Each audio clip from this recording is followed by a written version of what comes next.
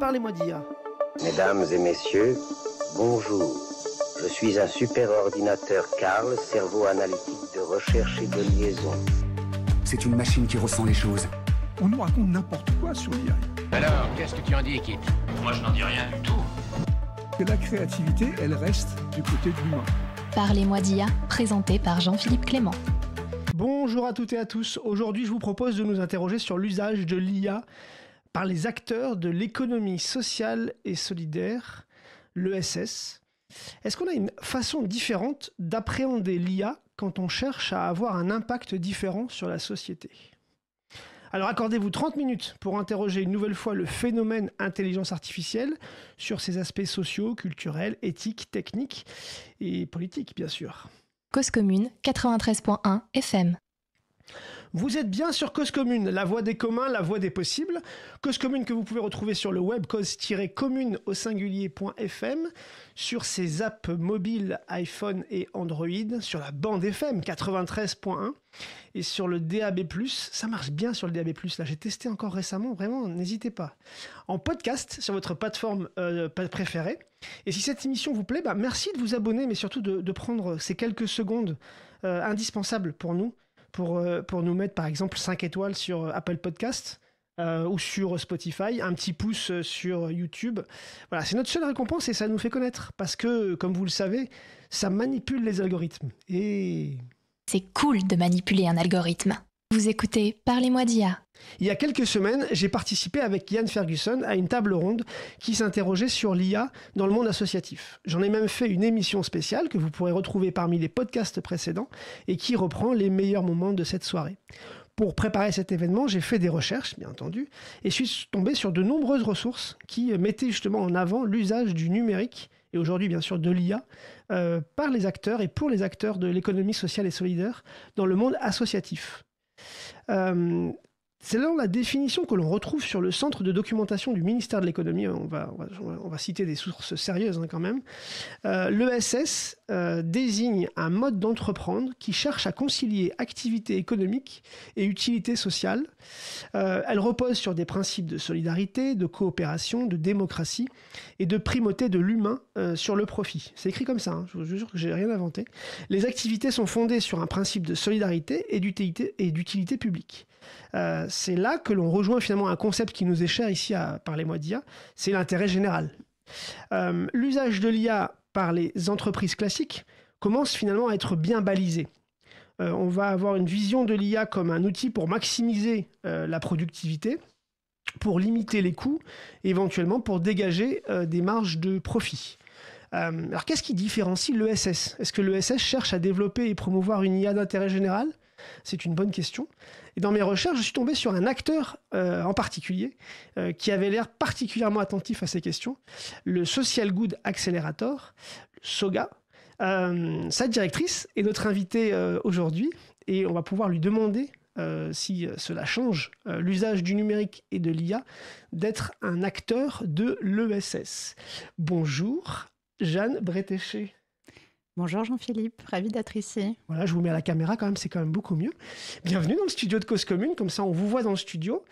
Alors parlez-moi d'IA, Jeanne. Mais juste avant, je vous propose quand même qu'on présente le Social Good Accelerator que vous dirigez.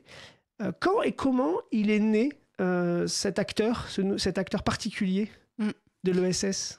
Alors il est né à un moment où c'est drôle, on est pas mal d'associations qui travaillent aujourd'hui sur les enjeux du numérique d'intérêt général qui sont nés dans ces années-là, donc 2017-2018. Et Social Good Accelerator, c'est à l'origine un mouvement à la fois d'entrepreneurs sociaux, d'acteurs de la philanthropie et donc d'acteurs de l'ESS qui, au Web Summit en 2016, d'abord, en fait, s'est aperçu que on parlait de scale-up, on parlait de croissance.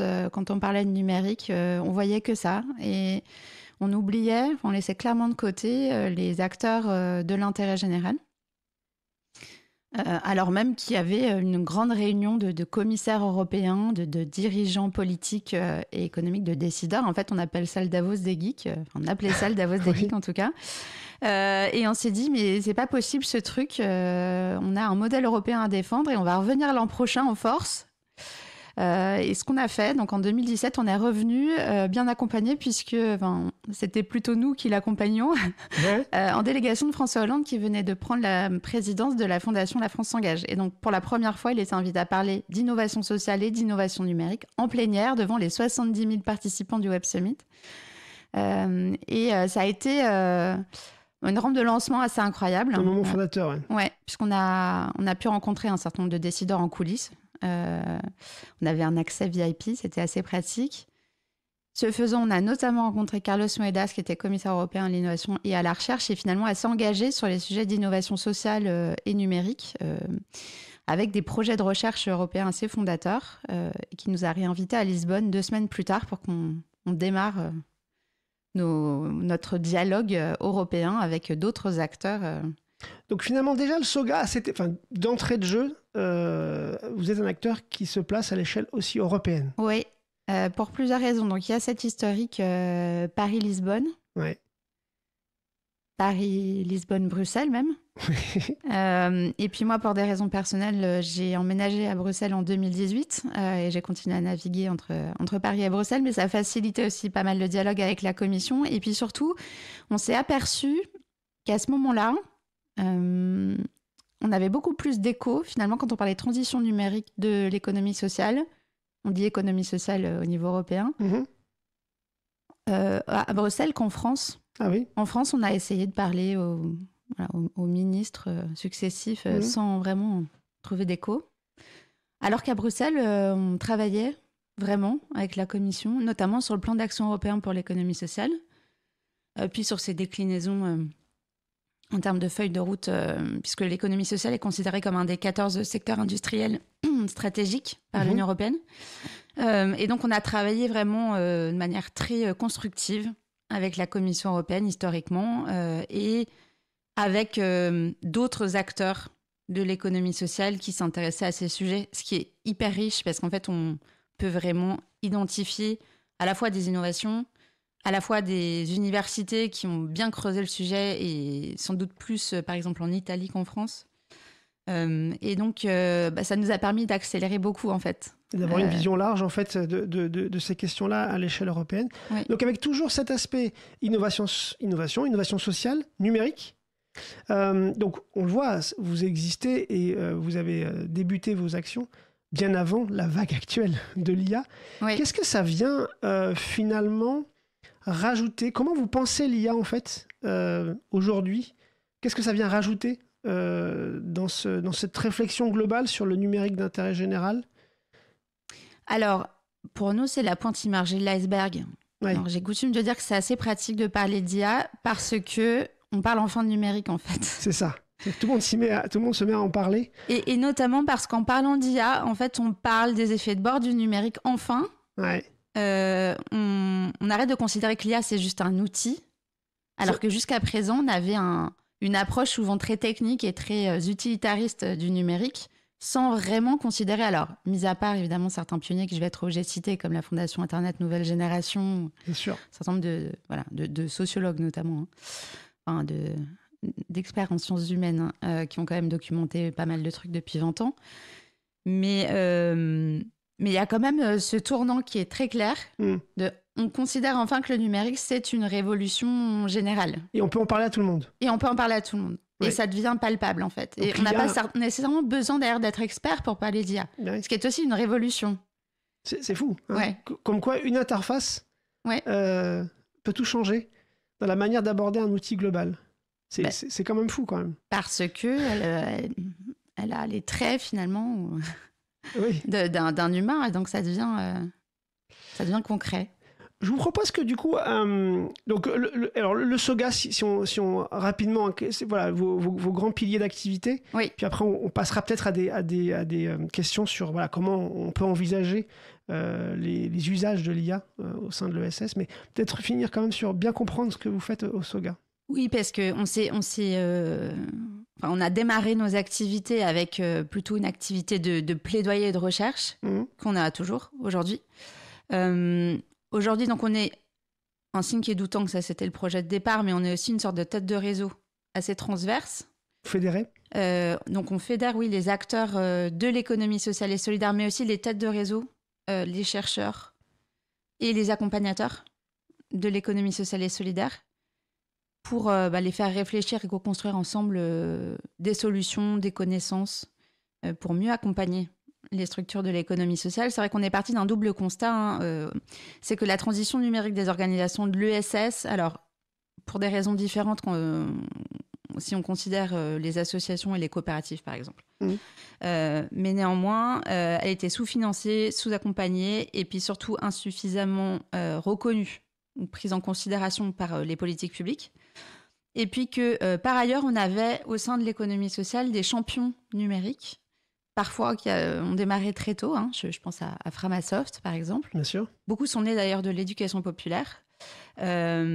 Et qui proposent des alternatives inclusives, éthiques, qui peinent à émerger aujourd'hui face au modèle dominant du numérique, alors qu'elles représentent des solutions hyper intéressantes et avec des potentialités aussi de créer un réseau distribué, en fait.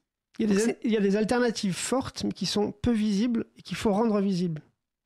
Oui, il y a des alternatives fortes qu'il faut rendre visibles, qu'il faut aider pour le coup à changer d'échelle. Oui.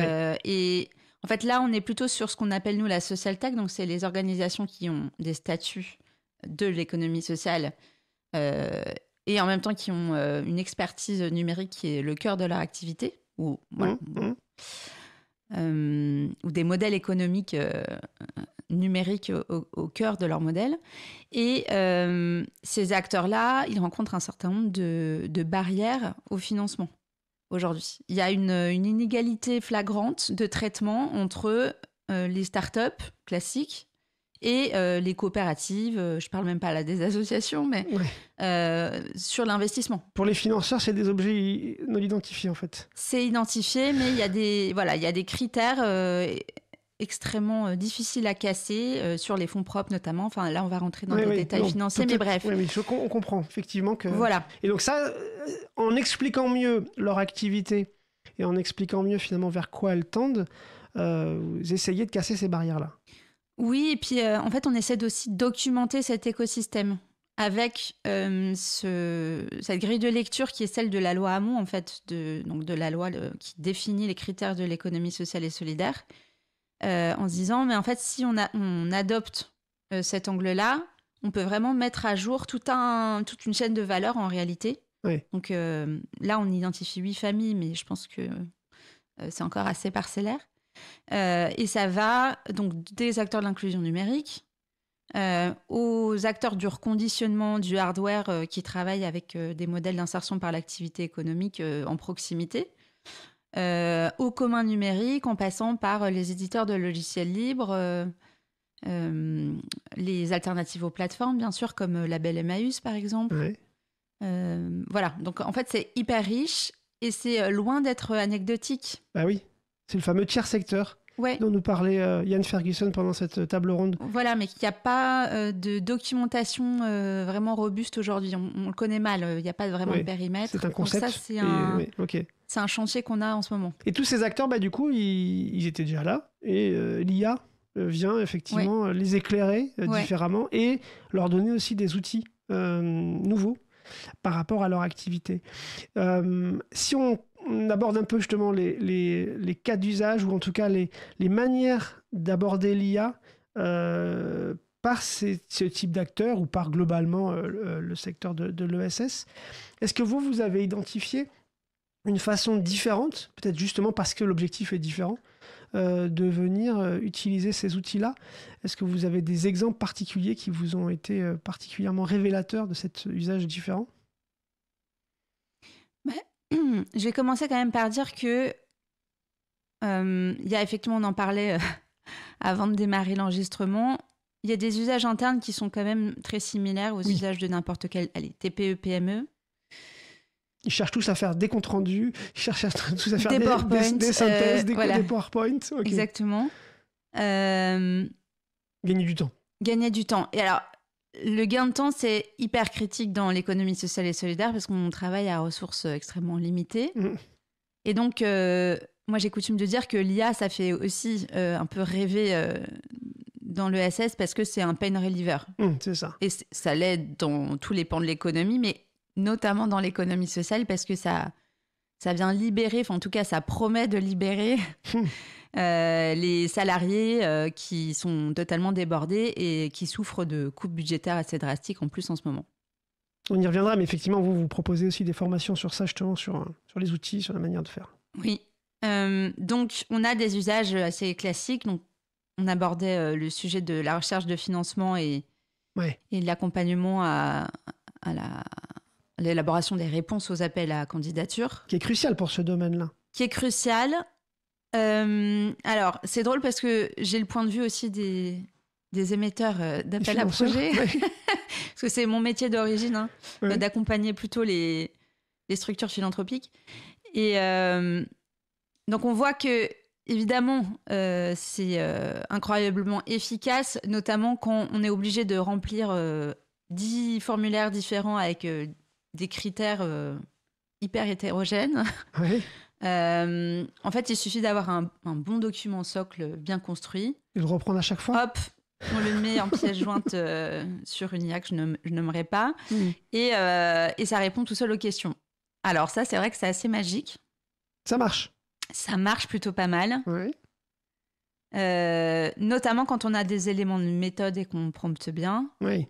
Parce qu'on va pouvoir lui dire, en fait, inspire-toi de la méthode qui est documentée dans ce document que je te donne pour répondre à cette question en reprenant les éléments du document socle que je t'ai fourni. On mettra bien. en description de cette émission quelques ressources très, très intéressantes et très riches que j'ai trouvées justement dans nos différents échanges et nos différentes recherches qui documentent bien ça. Donc s'il y a des auditeurs et auditrices de l'ESS qui sont intéressés par les solutions, on va leur mettre les liens en description de l'épisode.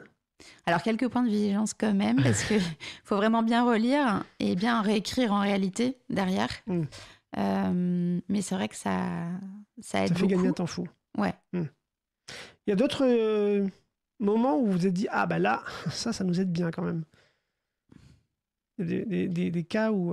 En dehors des cas qu'on a déjà mentionnés, de la rédaction des PV, clairement... Oui. Ça, c'est un temps fou. Oui, ça c'est magique aussi. On avait le cas de mavoix.org que vous avez eu en webinaire, qui finalement utilisait l'IA comme un coach pour accompagner, pour avoir des effets ping-pong avec des personnes en recherche d'emploi. Oui. Oui, alors là on est plutôt sur du service, donc on passe de l'autre côté du miroir. Oui. Effectivement, Mavoix teste ça. Et en fait, parce que là, on est sur du test and learn. Oui, là, on est sur le début. Comme bien souvent, en fait. Oui. Et ce qui est intéressant aussi dans le cas Mavoix, c'est que ils ont pris le parti de dire c'est des jeunes qui trouvent peu d'interlocuteurs et qui ne sont pas forcément très à l'aise pour, par exemple, aller en mission locale. En tout cas, parler à des représentants d'institutions. C'est ce qu'on appelle les NEETs, donc c'est des jeunes qui essayent d'échapper au système la plupart du temps, et donc ça peut être un outil intéressant pour essayer de les réembarquer. Et en même temps, là dans le test and learn, il documente aussi les effets de bord potentiels. Oui. Et donc ça va être très intéressant, le retour, enfin les enseignements de ce test. Ils viennent de lancer l'outil là. Parce qu'on peut aussi présupposer qu'il va y avoir des effets négatifs. C'est toujours un peu le cas, de toute façon. L'IA étant bourrée de biais, typiquement. Le problème, en fait, c'est que l'IA elle a été entraînée sur des données avec des algorithmes qui sont aussi biaisés, par définition, et qui sont surtout tournés vers la performance. Bah oui, qui sont pas tout à fait avec donc les dès lors objectifs. qu'on rentre pas parfaitement dans des cases qui sont préétablis, et en fait on souhaite plutôt à ces jeunes de ne pas être parfaitement dans des cases, sinon je pense qu'ils auraient un autre parcours. Et puis c'est une richesse d'une certaine manière. Ils vont nécessairement sortir un peu des cases prescrites par l'IA, quoi. En tout cas, issues des données qui ont été entraînées. Donc c'est potentiellement problématique, mais on verra. Et là, finalement, on en vient au sujet, l'autre sujet qu'on voulait aborder, finalement. c'est qu'il faut potentiellement qu'ils soient conscients de tous ces biais, de ce que ça va faire. Donc, il faut qu'ils soient un peu formés. Ouais. Et d'où l'importance, comme partout, mais là aussi dans le secteur de l'ESS, des formations. Vous avez une formation spécifique dans ce domaine que vous proposez sur votre site. Comment elle a été conçue? Là, on va retrouver un peu le cadre européen, si j'ai bien compris. Oui. Et qu'est-ce qu'elle avait comme objectif, comme apport par rapport à d'autres formations plus généralistes? Oui, alors cette formation, elle a été construite dans le cadre d'un projet de recherche, parce qu'on a un financement Horizon.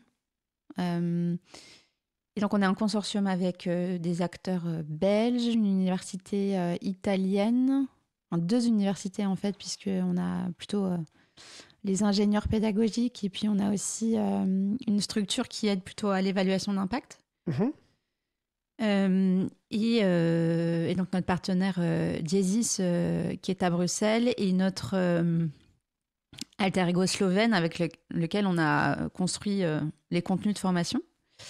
Et donc, c'est hyper intéressant de travailler en transculturel et de se reposer la question aussi de est-ce qu'on peut standardiser finalement les personas, donc les publics cibles, ou pas. On se pose pas forcément les mêmes questions en fonction des pays européens? D'accord. Enfin, pas toujours. Oui. Nous, on a un écosystème hyper complexe sur l'économie sociale en France. C'est vrai, riche du coup. Riche, mais pas simple de standardiser les réponses. Ouais. Ce qui, dans le numérique, est un peu contre-intuitif. Enfin, on aime bien effectivement bien processer effectivement le. Voilà. Et cette formation, elle a 3 piliers. Bon, culture générale sur l'IA, ça, c'est classique. Défi sur l'IA, c'est un peu ce dont on parlait, c'est-à-dire avoir la conscience de tout ce qui est derrière l'IA et les biais. Alors j'allais dire c'est classique, c'est peut-être classique pour nous, parler d'IA, parce que nous on en a beaucoup parlé, mais c'est peut-être pas classique pour tout le monde. Mais effectivement, c'est rappeler les problèmes de biais, de contraintes sur la propriété intellectuelle, de consommation d'énergie, voilà. Donc ça c'est vraiment les défis que les gens doivent avoir en tête pour l'utiliser. Et moi il y a une troisième partie qui m'intéresse, c'est justement comment utiliser l'IA pour les organisations de l'ESS, avec des questions sur l'utilisation stratégique, et après les questions d'outils d'IA, notamment pour soutenir la prise de décision. Tout ça, quelle est la spécificité dans la formation pour l'ESS de l'utilisation stratégique de l'IA ou des outils de prise de décision? Alors, en fait, tout dépend, je pense, du niveau de maturité numérique de départ. C'est rigolo cette formation parce que, évidemment, il y avait IA dans le titre. Voilà. Oui. Grosse puissance marketing. Ça attirait tout le monde, ouais. Donc, on a les 3 parcours en réalité. Oui. Donc, IA plutôt pour les profils cadres. Ouais.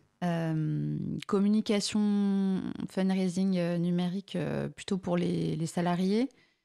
Et une dernière partie, pas réellement numérique, sur l'économie sociale et l'évaluation d'impact. Et c'est vraiment celle sur l'IA qui a cartonné. Et en même temps, en fait, on voit bien en échangeant avec les apprenants que le socle de culture numérique n'est pas là. Donc, en réalité, ça ne sert à rien de parler d'IA si on ne maîtrise pas les premières stacks, quoi. Les fondamentaux. Quand on parle d'usage stratégique, finalement, de l'IA dans l'économie sociale, il y a un impensé qui est celui des données. Et de la manière de les organiser, de les créer, de les produire, de les stocker. Exactement. Donc là, j'écarte l'IAG, les grands modèles de langage, parce que là, on a plutôt des usages... Alors, ça dépend, évidemment, il y a des usages avancés comme celui de Wikipédia, on va peut-être en parler. Oui. Ou celui de modèles de start-up sociale, ça existe, comme Ma Voix, ou CaseAI de Base Impact. Mais au-delà de ça,